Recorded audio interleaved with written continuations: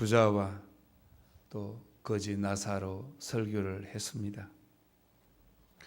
부자는 세상에서 호화롭게 부귀 영화를 누리고 떵떵거리고 살면서 이제 마지막 죽어서 지옥불에 떨어져서 고통을 당하고 있고, 거지는 거지처럼 버려진 인생을 살았지만은 그가 하나님을 믿어서 아브라함의 품에 천국에서 영원한 안식을 누리면서 행복하게 산다라고 설교를 했습니다. 설교를 마친 선생님이 물었습니다. 너희들은 이 두 사람 중에 누가 되고 싶으냐 했습니다. 두 사람 중에 누가 되고 싶느냐 했더니 그 중에 한 학생이 용감하게 대답을 했습니다. 선생님, 저는 살아서는 부자가 되고 싶고 죽어서는 나사로가 되고 싶습니다.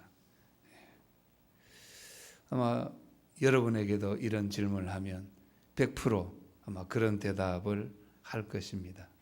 저도 아마 그런 대답을 할 것 같습니다. 왜냐하면 내 마음속에 10%는 그런 생각이 있습니다. 100%는 아니지만 우리가 믿음을 갖고 있고 또 목회자로, 장로로, 권사로, 집사로, 또 교사로, 구역장으로, 또 성도로 이렇게 살아가고 있기 때문에 90%는 하나님 뜻대로 살려고 하고 세상을 등지고 세상을 버리고 세상을 초월해서 믿음으로 살려고 하지만 10%는 그래도 내가 세상 가운데 태어나서 세상을 살아가기 때문에 한번 떵떵거리고 부귀 영화를 누려보고 싶은 생각이 우리 모두에게 10%는 아마 있을 것 같습니다. 우리 성도들에게는 아마 없고 아마 0.1% 있는 것 같아요. 두 가지 다 할 수가 없습니다. 두 가지 다 부자로 살고 나사로로 살고 살 수가 없습니다. 극이 되지. 부자와 거지가 하루는 부자로 살고 하루는 거지로 살고 이게 안 됩니다. 하루는 거지로 살고 그날 저녁은 부자로 살고 이게 안 되지 않습니까? 거지는 거지로 살고 부자는 부자로 살지 않습니까? 세상은 세상으로 살고 그리스도인은 그리스도인의 신분으로 사는 것입니다. 세상과 그리스도인이 짝될 수가 없습니다. 신분 자체가 틀리지 않습니까? 빛과 어둠이 연합할 수 있겠습니까? 빛과 어둠이 하나가 될 수 있겠습니까? 안 되는 것입니다. 빛이 있는 곳에 어둠이 떠나게 되듯이 그리스도인은 세상 가운데 있지만 세상 사람으로 사는 것이 아니요 그리스도인으로 사는 것입니다. 우리가 소유가 많고 넉넉하게 살지라도 부자로 사는 것이 아니라 그리스도인으로 사는 것입니다. 우리가 세상 기준으로 수천억을 소유했다고 해서 부자로 사는 것이 아니고 성경에 나와 있는 부자로 사는 것이 아니고 성경에 기록된 그리스도인으로 성도로 살아가는 것입니다. 그래서 우리가 그리스도인과 세상 사람과는 하나가 될 수가 없는 것입니다. 그것이 바로 십자가입니다. 세상과 십자가가 하나 되지 못합니다. 십자가는 무엇을 상징합니까? 피를 상징합니다. 그 피는 무엇을 상징합니까? 죽음을 상징합니다. 그 피는 무엇을 상징합니까? 구원을 상징합니다. 레위기에 보면 피 흘림이 없으면 죄 사함이 없다라고 했습니다. 그래서 구약에는 양을 잡고 소를 잡고 염소를 잡아서 죽이고 내 죄 때문에 염소가 죽고 나는 용서를 받았듯이 예수 그리스도가 세상에 오셔서 하나님의 아들로 오셔서 죄 없는 사람으로 오셔서 하나님의 메시아로 오셔서 온 인류의 죄와 허물을 십자가에 지고 피 흘려서 죽었습니다. 3일 만에 부활하셨습니다. 그 피 흘림으로 온 인류가 그 피 흘려서 죽으심으로 부활하심으로 온 인류가 구원받을 수 있는 길을 열어놓으신 줄 믿습니다. 이 길이 마태복음 27장에 있는 말씀대로 새롭고 산 길이요 희장 가운데로 걸어가는 새롭고 산 길을 예수께서 열어놓으신 줄 믿습니다. 올리브 기름을 아십니까? 올리브 올리브 나무라 하는데 흔히 감람나무라고 합니다. 이스라엘에 가면 감람나무가 있습니다. 감람나무에 이 열매가 있는데 이 열매가 올리브 열매입니다. 그래서 이 올리브 열매로 위장병에 좋다고 해서 위장병에 치료를 하기도 하고 피부병에 좋다고 해서 피부에 바르기도 하고요. 이것을 올리브 열매를 따가지고 소금에 절이면은 짭짤하지만 이게 그 반찬도 쓰여지는 열매입니다. 그 당시 이스라엘 백성들에게는 올리브 열매가 꼭 필요한 열매입니다. 그런데 이 감람나무가 있는데 두 나무가 있습니다. 참 감람나무가 있고 어떤 감람나무가 있습니까? 돌 감람나무가 있습니다. 이 참 감람나무는 열매를 맺는데 열매를 많이 맺지를 못합니다. 그리고 세월이 10년, 20년, 30년 지나면 열매가 점점 줍니다. 그런데 참 감람나무에서 나는 열매는 굉장히 진하고 향도 나고 굉장히 귀합니다. 굉장히 선호합니다, 사람들이. 그런데 돌감람나무의 열매가 엄청나게 열립니다. 그냥 열매 투성입니다. 그런데 그 열매는 사용을 못합니다.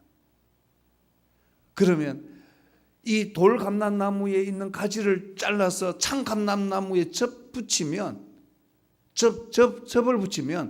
돌감람나무 가지가 참감람나무 가지 둥지 뿌리의 수분을 쫙 영양분을 빨아들여서 열매를 많이 맺는데 그 열매는 참감람나무의 열매가 되는 것입니다. 그 이야기를 로마서 11장 17절에 말하고 있습니다. 또 가지 얼마가 꺾여졌는데 돌감나무인 내가 그들 중에 접붙임이 되어 참감람나무 뿌리의 진액을 함께 받은 자 되었은즉, 즉 우리가 참감람나무는 이스라엘 백성들 하나님이 선택한 이스라엘 백성들을 의미하고 돌감람나무는 이방인들을 의미하게 되는 것입니다. 이방인인 우리의 가지를 딱 잘라서 선택해서 참감람나무에 접붙이듯이 우리를 참감람나무에 접붙인 것입니다. 그래서 우리 돌감람나무인 이방인들이 참감람나무에서 나오는 진액을 먹고 영양분을 먹고 많은 열매가 맺는다라고 바울이 고백을 합니다. 여러분, 돌감람나무의 가지를 자르는 것은 어떤 것을 의미합니까? 사실은 죽음을 의미합니다. 돌감람나무로는 죽는 것입니다. 가지를 잘라서 버리게 되면 죽음을 의미합니다. 꽃꽃이 아무리 해도 열흘이면 그 나무가 죽고 그 꽃꽃이 한 꽃도 시들어갑니다. 그런데 가지는 잘라서 버리면 죽지만 그 가지를 돌감람나무, 참감람나무에 젖을 붙이면은 그 가지도 참감람나무처럼 사는 것입니다. 우리가 이방인 된 우리를 예수 그리스도의 십자가 보혈로 하나님께서 선택해서 참감람나무의 진액을 받아서 하나님의 선택을 받아서 하나님의 말씀의 영양분을 통해서 많은 열매를 맺게 하셨다라고 로마서에서 고백하고 있는 것입니다. 즉 말해서 돌감람나무의 가지가 잘리는 것은 죽음을 의미합니다. 이 죽음은 바로 십자가입니다. 마태복음 10장 38절과 39절에 보면 자기 십자가를 지고 나를 쫓지 아니하는 자도 내게 합당하지 아니하니, 누가복음 14장 27절에도 누구든지 자기 십자가를 지고 나를 쫓지 않는 자 나의 제자가 되지 못한다라고 말하고 있습니다.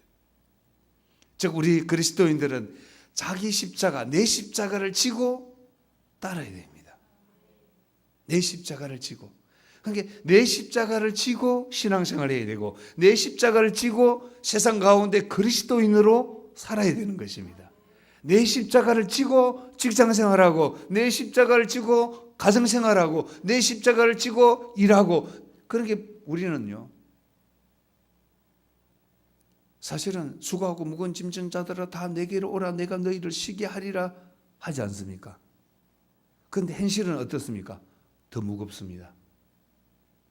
짐이 더 무겁습니다. 성경은 수고하고 무거운 짐진 자들아 다 내게로 와라 내가 너를 쉬게 하리라, 그 짐을 풀어주리라, 그 짐이 가볍게 해주리라 했는데 우리의 짐은 실상은 무겁습니다. 왜 무거운지 아십니까? 십자가를 졌기 때문에 무겁습니다. 나의 십자가를 지게 되면 이 십자가가 무겁습니다. 이 십자가가. 그런데 내가 지면 무겁습니다. 내 힘으로 지면 무겁습니다. 내 노력과 내 계획과 내 계산으로 내 어떤 사고방식으로 이 십자가를 지면 무겁습니다. 그러나 주님이 나 대신에 나의 십자가를 지면요, 그 짐은 가볍습니다. 그래서 우리는 십자가를 지고 내가 사는 것이 아니고 내 십자가를 지고 주의 이름으로 사는 것입니다. 내 십자가를 지고 예수 이름으로 살고, 내 십자가를 지고 말씀의 능력으로 살고, 내 십자가를 지고 성령 충만으로 사는 것입니다. 강복 70년 맞이하면서 참 생각이 많지 않습니까? 참 생각이 많습니다. 어떤 목사님은 자기가 강복 때 7살이라고 밴드에서 저한테 그 내용들이 많이 옵니다. 피난, 어머니 품에 피난왔던, 부산으로 피난왔던 그 은퇴하신 목사님인데, 그런 그 밴드 내용들을 저한테 지금 4통 보냈습니다. 2, 3일 동안. 예. 또 한 보름 전에도 보냈고요. 마음 참 6.25를 또 맞이하면서 이런 이야기들을 참, 그리고 우리가 뉴스도 많이 보지 않습니까? 여러분, 진정한 이 나라의 통일은 하나님과 나하고의 통일입니다. 여러분, 우리가 민족과 민족의 통일은요, 물리적으로 인위적으로 가능하지만 영적인 통일은요, 예수 그리스도의 믿음 안에서 하나님과 하나가 되고 하나님과 통일이 될 수 있습니다. 그래서 우리는 민족과 민족의 통일을 부르짖는 것도 중요하지만, 민족이 하나님과 통일되고 민족과 민족이 하나님과 통일되고 나와 하나님과 그리스도 예수 이름으로 통일되는 은혜가 임하여야 될 줄 믿습니다. 우리 집안이 하나님과 통일되고 예수 그리스도의 피로, 예수 그리스도의 십자가로, 예수 그리스도의 은혜로 통일되는 것. 그렇다면 사랑하는 성도 여러분, 2가지 말씀드리려고 합니다. 자기 십자가를 지는 것이 무엇인가? 크게 2가지 말씀드리려고 합니다. 첫째는 자기를 부인하는 것입니다. 누가복음 9장 23절에 보면 또 무리에게 이르시되 아무든지 나를 따라 오르거든 자기를 부인하고 따르라는 것입니다. 자기를 부인하지 않으면 따를 수가 없습니다. 자기를 부인하지 않으면 따를 수가 없습니다. 자기를 내세우면 십자가를 질 수가 없습니다. 십자가는 죽음이거든요. 십자가는 죽음을 의미합니다. 자기를 부인하지 않고는요, 내가 죽을 수가 없습니다. 자기를 내세우면 내가 십자가를 질 수가 없다는 것입니다.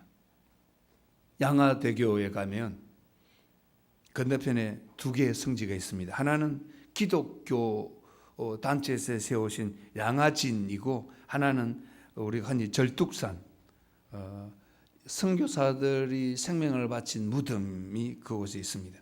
절뚝산은 조선 말기 대원군 시대에 기독교 신앙을 가졌던 수많은 사람들을 잡아서 죽였습니다. 이게 시골에 가면 배 있는 거 자르는 거 있지 않습니까? 뭐라 합니까? 작두라고 하지 않습니까? 그래서 절두산이라고 했는데, 이 목을 잘라서요, 그냥 그 언덕이 바로 넘어가 한강입니다. 힘차게 던지면 한강까지 떨어집니다. 그 폭이 얼마 안 되거든요. 예.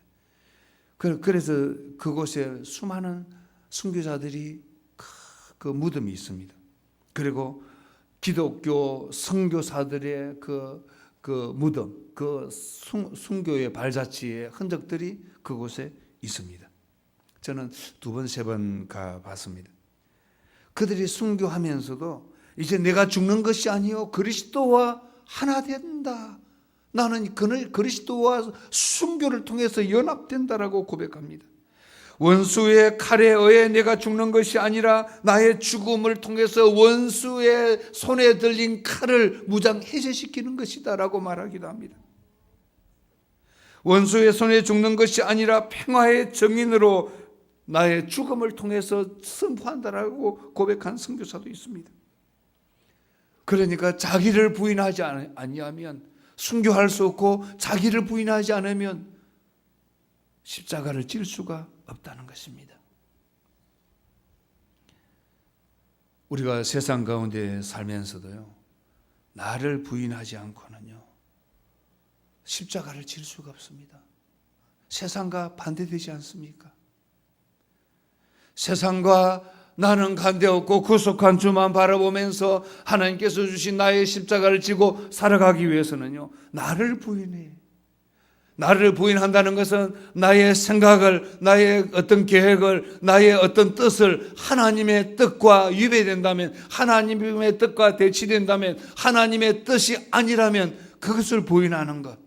나의 생각도 부인하고 나의 계획도 부인하고 오직 하나님의 뜻만이 나를 통해서 이루어지기를 원합니다. 이것이 나를 부인하는 것입니다.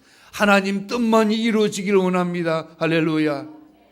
여러분요, 세상에서 성공하는 아이들의 유행은 여행을 많이 다니는 아이들이 성공합니다. 여행을 많이 다니는 아이들이.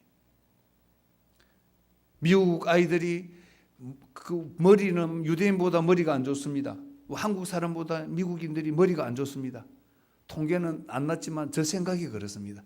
왜냐하면 수학을 한국 사람이 잘하거든요. 유럽 사람보다 한국 사람이 수학을 잘합니다.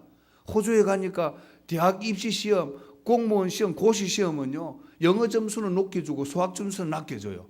한국 사람들 떨어뜨리려고. 그래 영어 점수를 세게 줍니다.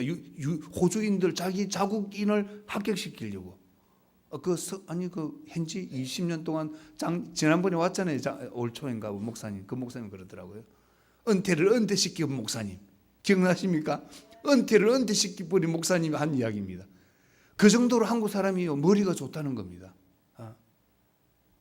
그래서 근데 우리가 이런 하나님이 우리 한국을 얼마나 축복하셨습니까? 한국을 얼마나 축복하셨습니까? 하나님께서 이 한국을 얼마나 사랑하신지 모릅니다. 이 한국을 통해서 세계 복음화는 이 한국을 통해서 반드시 이루어질 줄 믿습니다.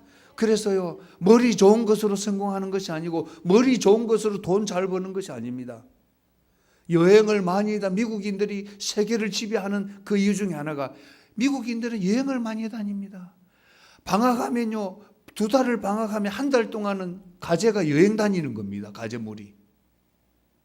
우리는 2박 3일 수련회에도 우리 아이들 안 보내잖아요. 부모가 공부하라고. 영어 공부하고 수학 공부하고요. 대학은 들어갈지 모르지만은요. 그냥 우리 미국은 그렇습니다. 교육열이 2달은. 예.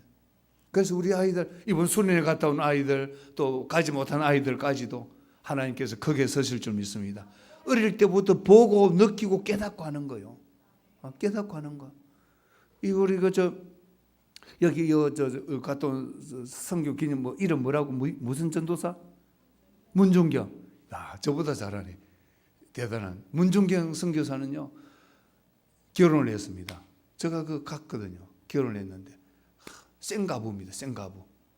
예, 그 말은 기록되어 있는 대로 생가부가 되는 이 생가부는 나는 자기 결혼한 아내는 안 돌보고 그 남편이 전부 그냥 바깥으로만 다니기 때문에 평생 결혼했지만 혼자 시어머니 모시고 혼자 살았습니다. 이 선교 전도사가. 그래서 하나님 은혜를 받고 성령을 받아서 서울로 가가지고 신학교를 갔는데요. 요즘에 신학교 교육이 학점, 어쩌라도 학점 많이 따가지고 장학금도 받고 학점 많이 따고 대학원도 가고 학점 많이 따고 유학도 가고 학점 많이 따고 어떻게 하려고 하잖아요. 그때는요, 6개월 신학교 공부하고 6개월 고향에 가서 개척해야 됩니다. 그러니까 이 전도사가 6개월 학교 와서 공부하고 고향에 내려고 교회 하나 개척하고 6개월 공부하고 또 저쪽 마을에 개척하고 6개월 공부하고 이쪽에 마을을 개척하고 6개월 공부하고 또 이쪽에 개척하니까 12개가 됐습니다. 그래서 6.25가 터지니까 내가 내 고향 사람들을 위해서 내가 고향 사람들을 도와야 되겠다. 그 감동이 온 겁니다. 고향 사람을 도우러 자기가 개척한 교회로 오니까 공상계례당입니까? 공상계례군. 믿는 사람들을 핍박하고 자기 성도들을 핍박하니까 앞장서다 보니까 순교를 하게 됩니다. 뭘 말하려고 하면 그 당시에는 신학 공부하고 실천하고 순교할 수 있는 능력이 있잖아요. 공부하고 실천하고 공부하고. 요즘에는 공부만 계속 공부만, 기도도 안 하고 공부만 하고, 교회에서 전도사도 안 옵니다. 신학생들 1, 2, 3학년요. 왜? 집에서 등록금 다 주니까. 그래서 한국 교회가 능력을 잃어버리지 않습니까? 그런데 미국 사람들이 세계를 지배하는 것은 여행을 많이 다닙니다.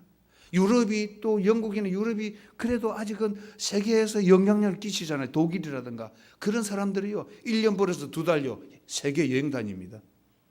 어떤 사람은 빚내갖고요, 2달 동안 여행 다니고 10개월 동안 빚 갚고 또 빚내갖고 2달 여행 다니고, 그렇게 살아도 되는 것이, 은퇴를 하고 나면 평생 죽을 때까지 뭡니까?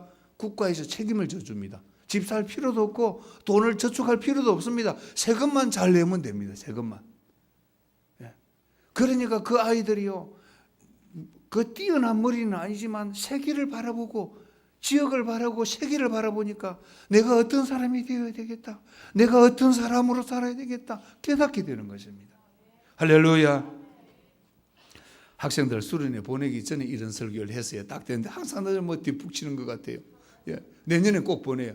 개강하면 왜 안 보내면, 개강해도 여행 가면 다 결석 안 시키는데, 개강해도. 그래서 우리가 하나님 앞에 자기를 부인해야만이, 자기를 부인하면 십자가를 지게 되는데, 이 십자가를 지게 되면은요, 하나님께서 많은 열매를 맺게 하십니다. 할렐루야. 세상 가운데도 필요하면 건강에 열매를 맺게 하십니다. 건강하게 하십니다. 할렐루야. 예수 믿으면 건강합니다. 예수 근세로 건강하게 됩니다. 예수 믿으면 여러분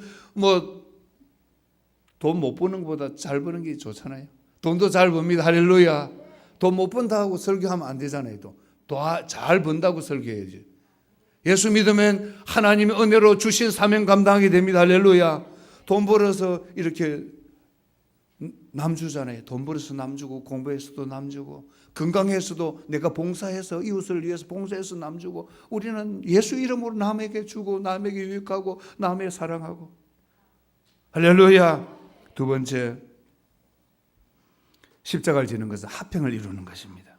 골로새서 1장 20절과 22절에도 그럽니다. 그의 십자가의 피로 화평을 이루사, 십자가의 피로 화평을 이루었다는 것입니다.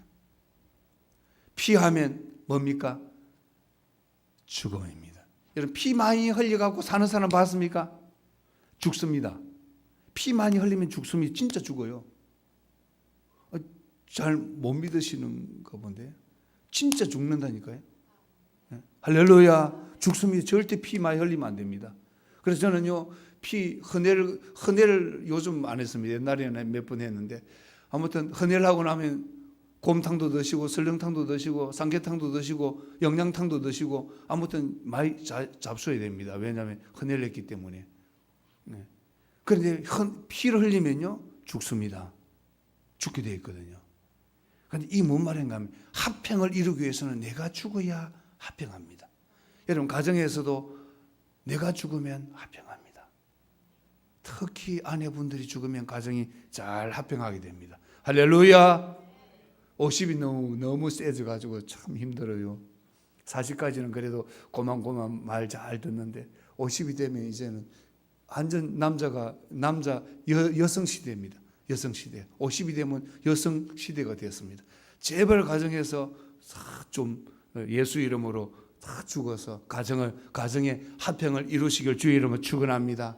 화평. 그래, 내가 죽으면 이 사회에도, 직장에서도 내가 죽으면 화평합니다. 내가 죽으면, 직장에서도, 교회에서도 내가 죽으면, 내가 부인하면 교회에서도. 여러분 뱃속으로는 자식 둘, 셋, 하나 있죠.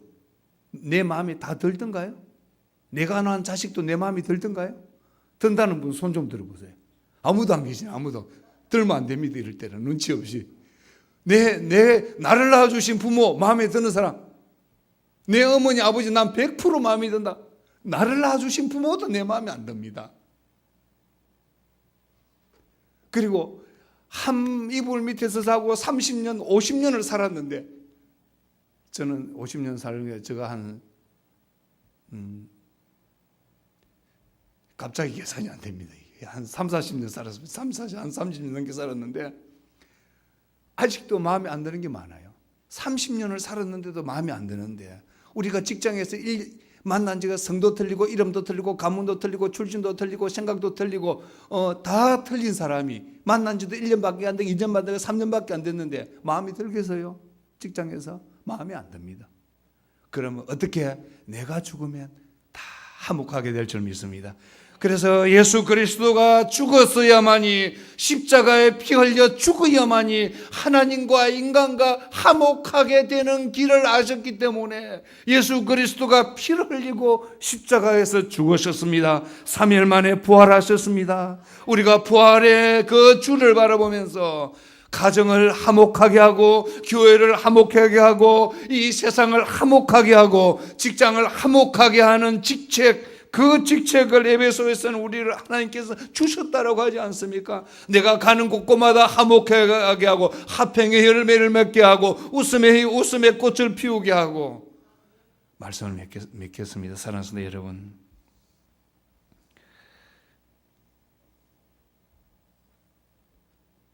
십자가를 지는 것은 나를 부인하는 것이고, 십자가를 지는 것은 화목하게 하는 화평을 이루는 것입니다.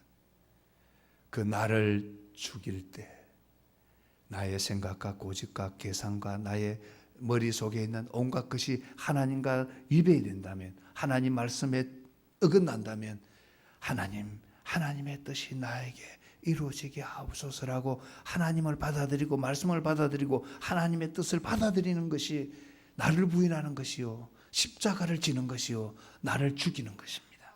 이런 믿음으로 살아 승리하는 우리 모두가 되시길 주의 이름으로 축원합니다.